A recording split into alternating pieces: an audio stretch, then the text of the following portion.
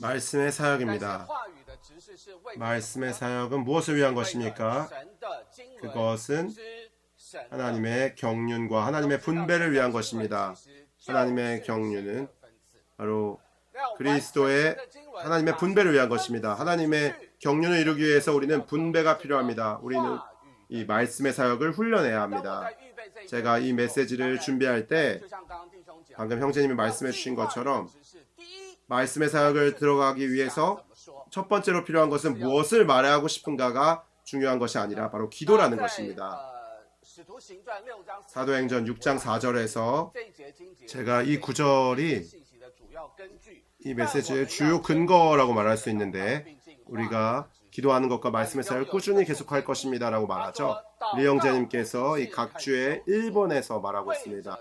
기도하는 것은 주님의 움직임을 위하여 주님께서 일하시도록 주님께 간청할 뿐 아니라 우리의 영이 훈련되고 강화되도록 하기 위한 것이다. 여기서 왜 기도해야 한다고 말하고 있나요? 아주 두 가지 주요한 이유가 있습니다. 주님께서 일하시도록 첫 번째로 주님께서 사람 안에서 움직임을 가질 수 있도록 하시는 것입니다. 두 번째로는 말하는 사람, 우리의 영이 훈련되고 강화되도록 하기 위한 것입니다. 그러므로 기도는 말씀의 사역 다음에 와야 합니까? 전에 와야 합니까? 당연히 전에 와야 합니다. 우리는 사도들이 실행했던 것처럼 말씀의 사역이 수행되기 전에 먼저 기도해야 한다. 그러한 기도가 없다면 말씀의 사역에 활력이 없고 능력이 없을 것이다. 우리가 아주 많은 특별 집회에 참석했죠. 동역자들도 아마 많은 교통에 참여했었을 것입니다. 우리 그리스도인들은 아주 많은 때 생활 가운데 아주 많은 전환점이 있게 되죠. 우리가 특별 집회에 참여했기 때문이 아닙니다. 우리가 주님의 말씀을 만났기 때문입니다. 우리가 한 문장의 말씀을 듣는다면 우리 그리스도인 생활의 일생이 전환되게 되죠. 그러나 우리가 현재 뒤돌아와서 본다면 우리가 발견할 수 있는 것은 모든 교회들 가운데 말씀이 희소해지고 있다는 것입니다. 그렇기 때문에 사람이 변화되는 것이 매우 적은 것이죠. 왜 그렇습니까? 기도가 부족하기 때문입니다. 제가 아주 많은 때 체험해야 되었는데 제가 말씀을 준비하지만 이 말씀은 누군가를 위한 그 형제를 위한 것이다 라고 할 때 그 당일날 그가 오지 않습니다. 매우 많은 상황 가운데서 이런 일이 있었죠. 그것이 말씀이 그의 참된 필요이지만 우리에게 부족한 것은 무엇입니까? 그를 위해서 기도하는 것이 부족합니다. 그를 위하여 그가 왔다고 해도 그가 준비되어 왔습니까? 그의 마음을 열어서 이 말씀을 받아들이도록 예비되었습니까?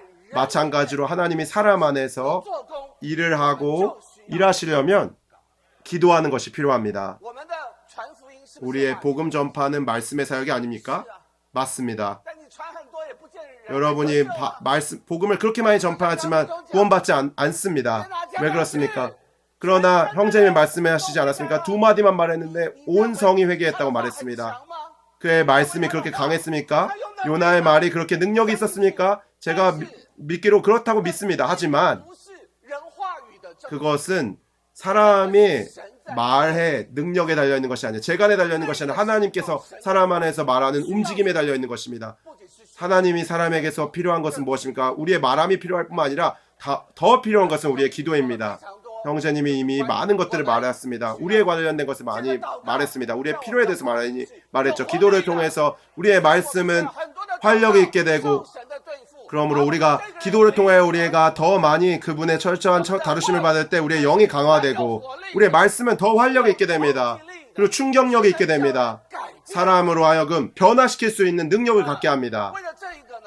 우리가 이것을 위해서 한 가지를 강조하고 싶습니다. 형제님들, 우리 교회 생활 가운데서 봉사할 때 우리가 말하는 것이 이미 보편적인 훈련이 되었죠. 그러나 이렇게 말하는 것을 용서해 주시기 바랍니다. 저의 관찰 가운데 우리가 매번 소그룹 집회에서 말할 때, 가정 집회에서 말할 때, 주일 집회에서 말할 때 우리는 결코 그렇게 중요하게 이 말씀의 사역을 여기지 않습니다. 우리가 교회 생활 가운데 우리의 횟수가 점점 늘어날 때, 우리의 지식이 점점 누적될 때, 그렇지 않습니까?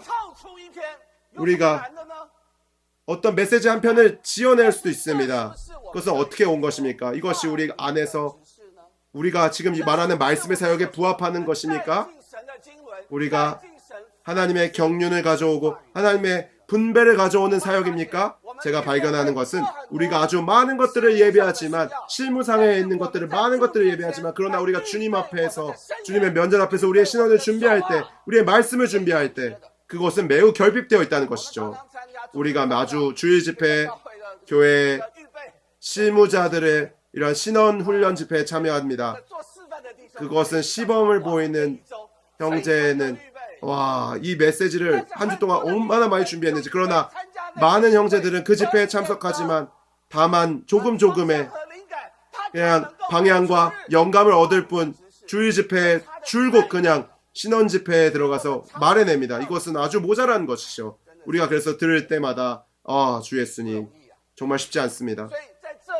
여기에서 제가 이것을 위해서 우리의 필요를 위한 우리의 느낌은 우리가 이 말씀의 사역을 중시해야 한다는 것입니다. 거기에 배경은 무엇입니까? 그 말씀의 배경은 무엇입니까? 교회의 봉사, 이 애찬 봉사, 식사 봉사를 위한 필요가 있었죠. 사도들이 이러한 필요를 보았죠. 그래서 칭찬받고 그 영과 지혜가 충만한 사람 7을 찾아내서 이 일을 그들에게 맡기라고 했습니다. 봉사하실 필요가 있지 않겠습니까? 맡겨야 합니다. 그렇다면 이 실무적인 것이 없다면 교회는 건축되기 어려울 것입니다. 그러나 사도가 결코 버리지 않은 것이 있는데 자신을 내어놓은 봉사가 있는데 그것은 바로 그들이 전문적으로 기도하는 것과 말씀의 사역 두 가지를 위하여 꾸준히 계속했다는 것입니다. 그 결과는 무엇입니까? 바로 7절에 있습니다. 사도행전 한번 6장 7절을 열어서 한번 보십시오. 하나님의 말씀이 자라고 예루살렘에 있는 제자들의 수가 크게 늘어났으며 우리가 현재 대만에서 유럽만큼 이 인수 압력을 받고 있지는 않죠. 유럽은 이 인수에 대한 압력이 큽니다. 이 번식하는 것은 정상적인 일이죠. 그러나 번식의 관건은 어디에 있습니까? 말씀이 자라야 합니다. 말씀이 자라는 길은 어디에 있습니까? 기도와 말씀의 사역을 꾸준히 계속하는 것입니다. 그러므로 제가 매우 만진 것이 있는데 리트니스 형제님이 라이프스터디에서 한 달락을 말씀해 주신 것입니다. 베드로와 다른 사도들은 말씀을 사역할 책임을 졌기 때문에 음식 봉사는 다른 성도들에게 나눠주었다. 이것은 오늘날 우리가 따라야 할 본이다. 이 본에 따라 우리는 모두 책임들을 우리 어깨 위에 얹어놓지 말고 모든 성도들에게 그 책임들을 고루 분배해야 한다. 이는 하나의 중요한 원칙이다. 우리는 사도행전에 있는 본을 많이 배웠다. 그리고 50여 년 이상 우리는 교회 생활에서 이 본을 따라왔다. 만약 우리가 이것을 봉사하고 저것을 봉사하고 또 주님의 말씀을 또 말하게 하려고 한다면 그러나 우리의 말씀에 충분하지 않기 때문에 분배가 충분하지 않습니다. 물론 우리가 짊어져야 할 필요가 매우 많죠. 그러나 우리가 왜 이 짊어져야 할 필요가 있습니까? 우리가 다른 사람들을 온전하게 하기 위한 것이죠. 우리의 인간 본성에 따르면 우리는 어떤 일을 하는지 전혀 관심이 없든지 아니면 어떤 일들에 관련된 모든 것을 우리 호주머니에 넣어두는 식으로 일하고 싶어 하든지 둘 중에 하나이다. 주님께 감사합니다. 우리 모두의 일입니다. 할렐루야. 아니다면 모든 것을 우리 호주머니에 넣어두는 방식으로 일하는 것이죠. 처음에는 우리 주머니가 텅 비어 있을지 모르나 결국에는 우리 자신을 위해서 비축한 것들로 가득 차게 될 것이다. 그러므로 우리는 책임을 다른 사람들에게 나눠주는 것을 배울 필요가 있음을 강조하고 싶다. 먼저 우리는 하나의 책임을 어떤 형제에게 맡길 수 있다. 그 다음에는 다른 책임을 또 다른 형제에게 맡길 수 있다.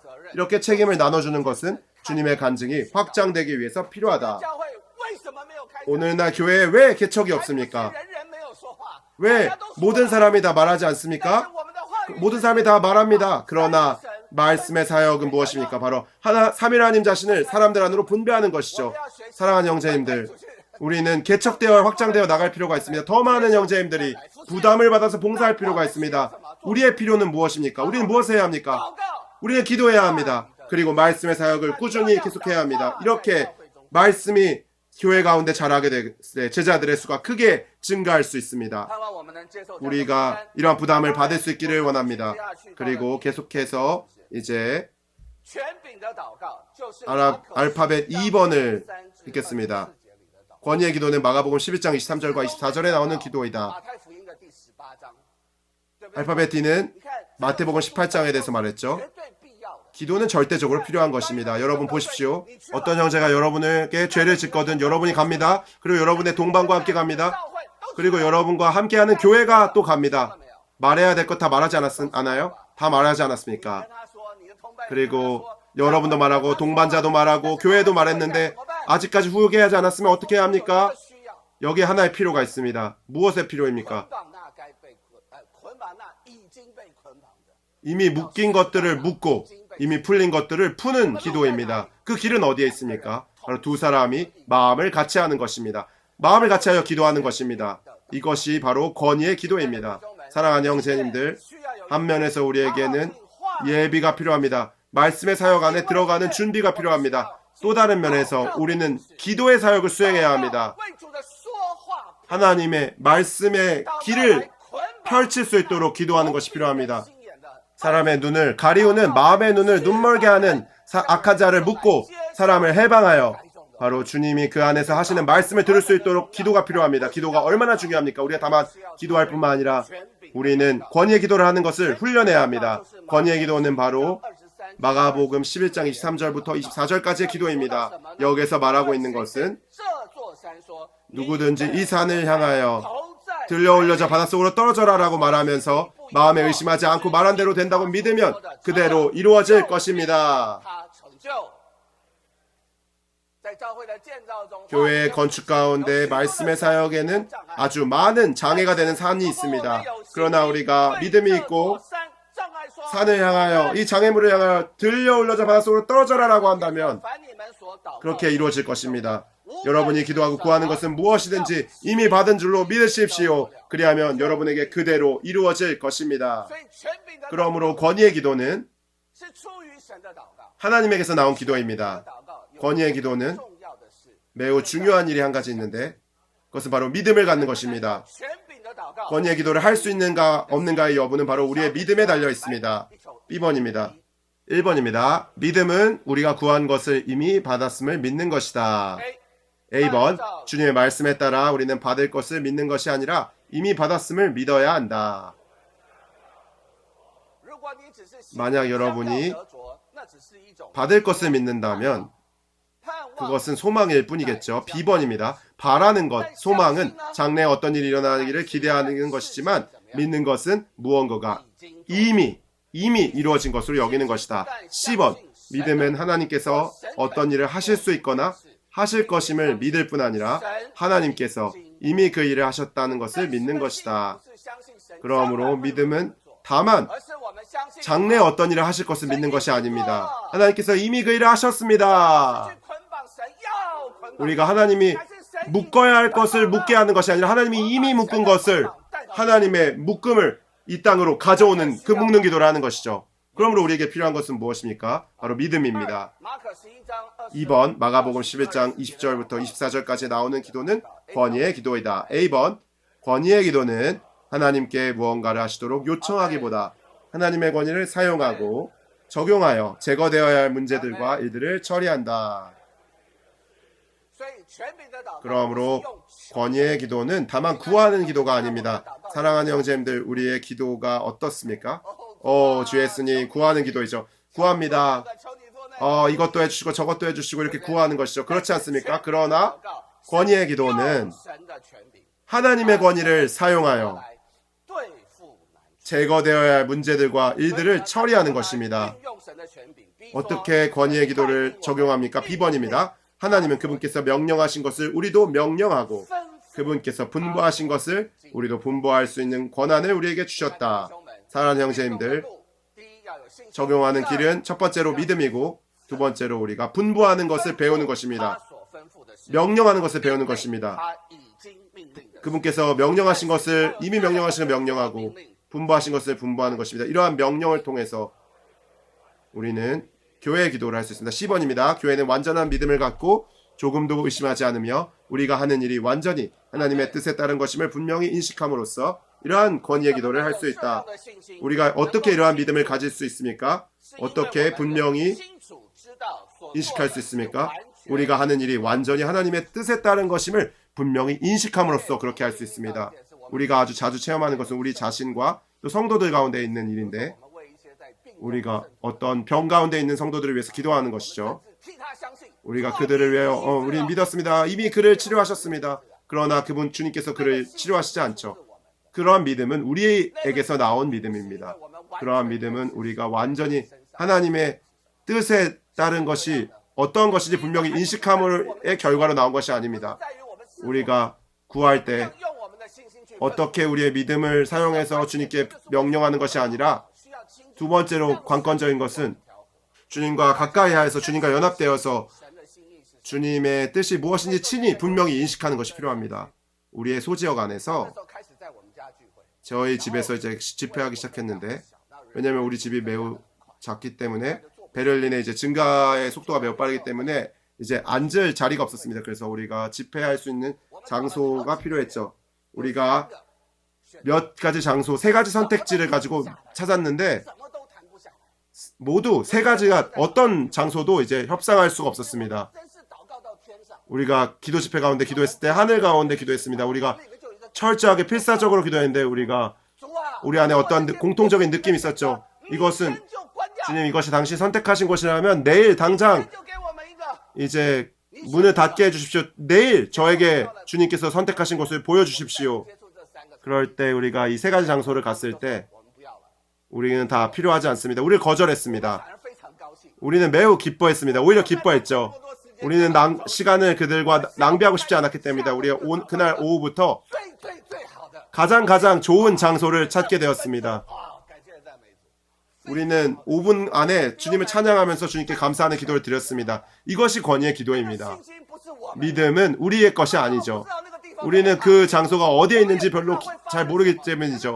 우리는 어떤 일이 발생했는지도 모릅니다. 그러나 우리가 하나님 안으로 기도할 때, 하나님과 연합할 때 우리는 분명하게 됩니다. 안에서부터 더 분명하게 됩니다. 우리는 불필요한 것들에 시간을 낭비하게 되지 않게 됩니다. 그 장소가 아니라면 협상을 중단하게 되는 것입니다. 사랑하는 형제자매님들, 우리에게는 이러한 기도가 필요합니다. 이미 묶은 것들을 묶고 이미 풀린 것들을 푸는 기도가 필요합니다. 당신의 말씀의 사역이 확장되게 하기 위한 것이죠.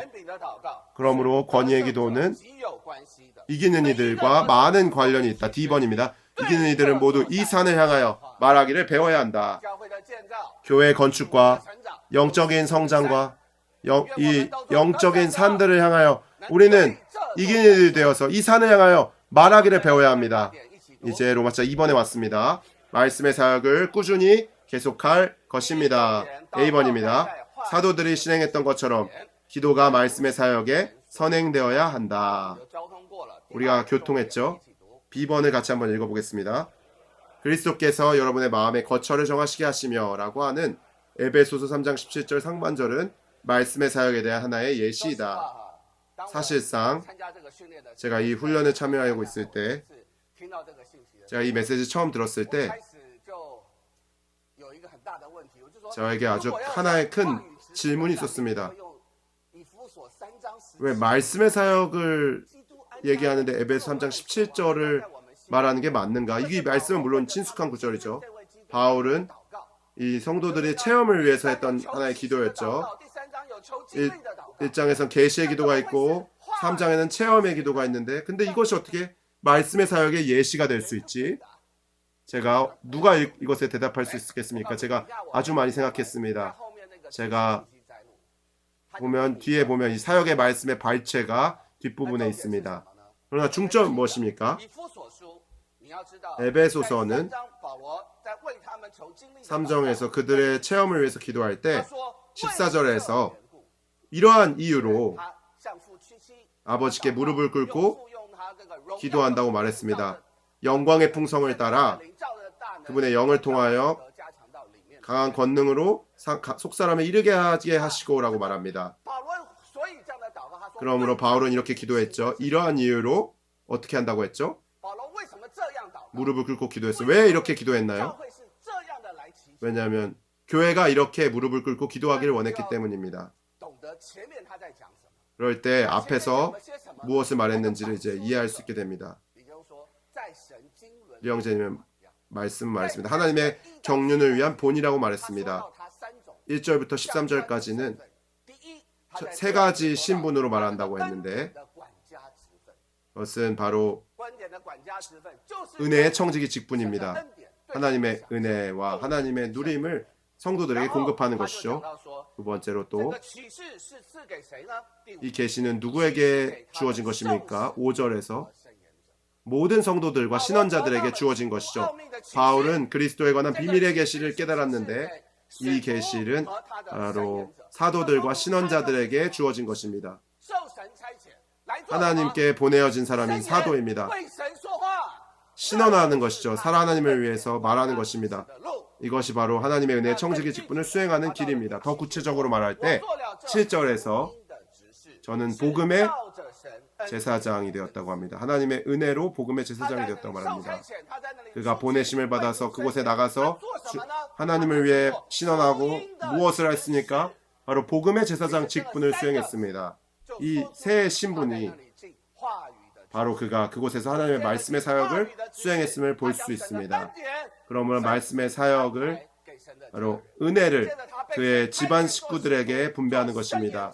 그리고 사도와 신원자들로서 하나님의 말씀의 사역을 수행하는 것이죠. 또한 마지막으로 이러한 복음을 측량할 수 없는 그리스도의 풍성으로 이방인들에게 전하게 하여서 교회를 산출한 것입니다. 하나님을 표현하고 하나님의 지혜를 완전히 표현하는 이 직분을 수행한 것입니다. 말씀의 사역을 수행한 것입니다. 그래서 이러한 직분을 가지고 성도들 위해 기도한 것입니다. 제가 리영재님이 기록한 내용을 말씀드리겠습니다. 에베소서 랩서디 32편입니다. 마지막 부분입니다. 우리가 3장 없이 1장과 2장만 있다면 우리는 교회에 관한 가르침이나 이상만을 갖게 될 것이고 그 이상을 성취하는 방법은 모르게 될 것이다. 3장에서 우리는 교회가 어떻게 실제적으로 조성되고 실현되는가를 보게 된다. 이 3장은 교회에 대한 이상에 관심하지 않으며 엄밀히 말해서 교회를 위한 하나님의 부르심에 합당한 생활을 관심하는 것도 아니다. 그보다는 교회가 조성되는 실제적인 체험에 관해 관심하고 있다. 주의하여 들어보십시오. 교회 생활은 누구로 인하여 조성됩니까? 사도 바울의 본 안에 있는 사람들로 조성됩니다. 다른 말로 하면 무엇입니까? 사도 바울은 은혜의 청지기 직분이고 사도이고 신원자입니다. 그리고 복음의 제사장입니다. 교회는 바로 이러한 한 무리의 사람들로 조성됩니다. 영 안에서 계시를 받는 것과 속사람 안으로 강건케 되는 데 있어서 우리는 모두 바울을 뒤따라야 한다. 더 나아가 우리는 그분께 전적으로 사로잡히고 소유되기 위해 그리스도께서 우리 마음 안에 그분의 거처를 정하시게 해야 한다.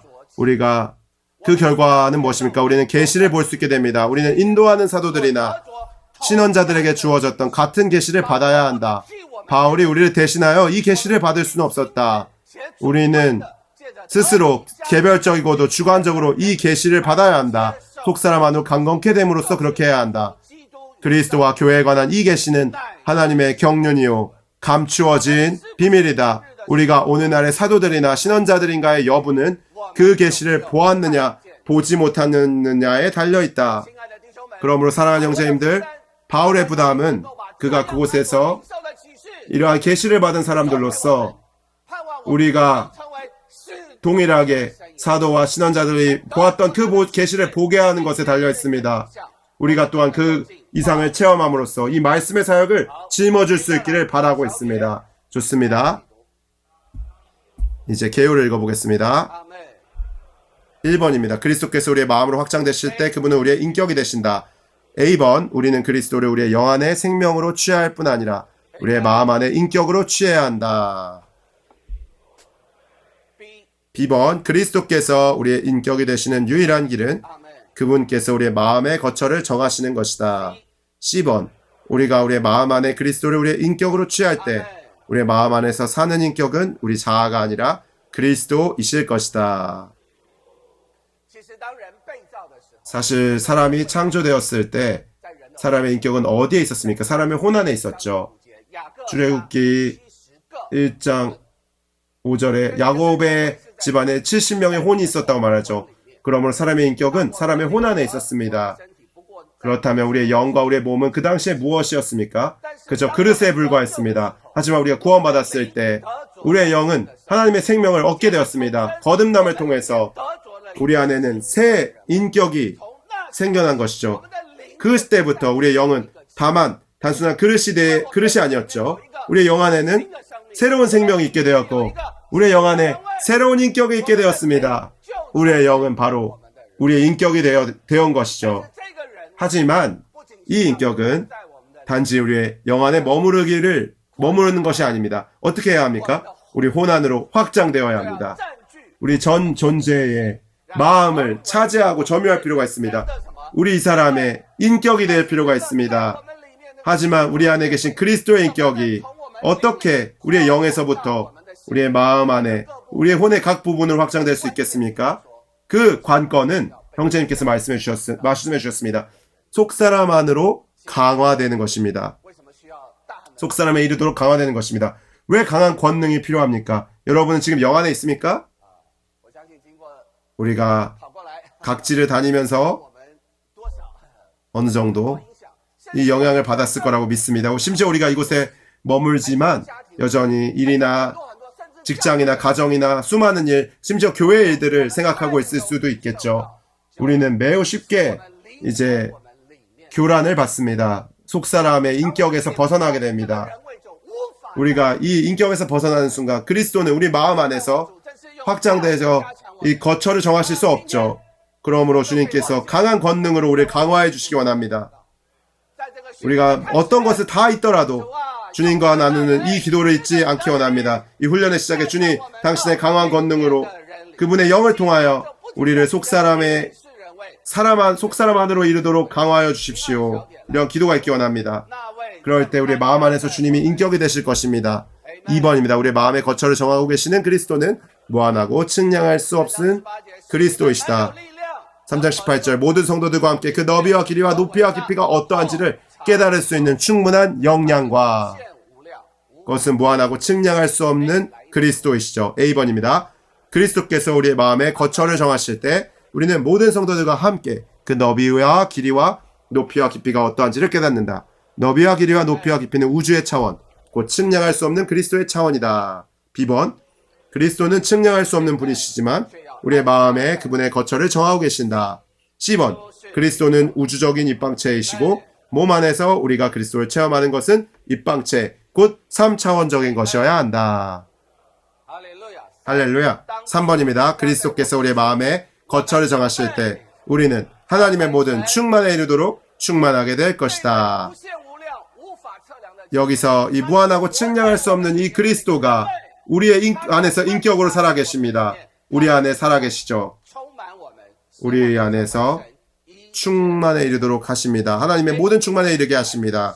A번입니다. 하나님의 충만은 삼위 하나님을 최고도로 표현하는 그리스도의 몸, 곧 삼위 하나님의 단체적인 표현의 궁극적인 완결이다. 삼위 하나님의 단체적인 표현의 궁극적인 완결입니다. B번 그리스도의 몸은 무한하신 그리스도의 무한한 표현이다. C번 우리가 그리스도께서 우리의 마음에 그 거처를 정하시게 해드린다면 우리는 삼위 하나님의 완전한 표현이 되는 정도까지 그분으로 충만하게 될 것이다. 이것은 단지 개인적인 일이 아니라 단체적인 일입니다. 오직 단체적인 것 안에서 우리는 모든 성도들과 함께 그분의 너비와 길이와 높이와 깊음을 체험할 수 있죠. 그럴 때 우리는 바로 그분의 충만이 될 수 있습니다. 이것이야말로 진정한 교회 생활, 바로 그리스도가 나타나는 교회 생활입니다. 진정한 교회 생활은 무한하고 측량할 수 없는 그리스도께서 직접 우리의 마음의 거처를 정하신 결과이다. A번 교회의 내용은 우리가 우리의 인격으로 취한 그리스도, 우리의 존재 안으로 일에 넣어지신 그리스도이다. B번 우리가 그리스도의 몸의 실제를 갖고자 한다면 반드시 그리스도께서 우리의 마음에 거처를 정하시도록 허락해 드려야 한다. C번 마태복음 16장 18절에서 교회 건축에 관하여 그리스도께서 하신 말씀이 성취되려면 교회는 반드시 성도들이 그리스도께서 그들의 마음의 거처를 정하시는 것을 허락해 드림으로 그분께서 그들의 내적 존재 전체를 소유하시고 점유하시고 적시시는 그러한 상태 안으로 들어가야 한다. D번 그리스도께서 우리의 내적 존재를 차지하실수록 우리는 몸 안에서 다른 이들과 더욱더 건축될 수 있을 것이다. 주님께서 이러한 훈련을 통해서 참으로 우리가 우리의 속사람 안으로 이르게 하시고 그분께서 우리의 마음 안에 더 거처를 정하시게 하시고 더 많이 하나님의 경륜에 대한 계시를 얻게 하시고 참된 사도와 신원자가 돼서 말씀의 사역을 수행함을 통해서 그리스도를 나누어주고 그분의 몸을 건축할 수 있게 하시기를 원합니다.